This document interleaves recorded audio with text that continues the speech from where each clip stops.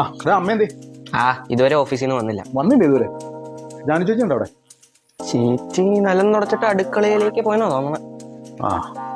ഏത് നേരം മൊബൈല്. ഓ എന്നാ പറയാനാടി, ആകെ കഷ്ടപ്പാടാ. ഞാനിപ്പോ അരുൺ സാറിന്റെ വീട്ടിലാണ് ഉള്ളത്. ഇനി ഇവിടുത്തെ പണി കഴിഞ്ഞ വെച്ച് വേണം ആ ത്രേസ്യ ചേട്ടത്തിയുടെ വീട്ടിലേക്ക് പോവാൻ. ചേച്ചി ഒരു ചായ ഇടാമോ ചേച്ചി? സ്ട്രോങ് ആയിട്ട് ഇട്ടോ. ശരി സാറേ. ചേച്ചി നല്ല സ്ട്രോങ് ആയിട്ട് എടുത്തോണേ, നല്ല തലവേദന. ആ സാറിനെ ചായ എടുക്കണമെന്നും പറഞ്ഞ് വിളിച്ചതാടി. രാവിലെ മുതൽ വൈകുന്നേരം വരെ എത്ര വീട്ടിൽ കൂടെ കയറി ഇറങ്ങി ജോലി എടുത്താലാ.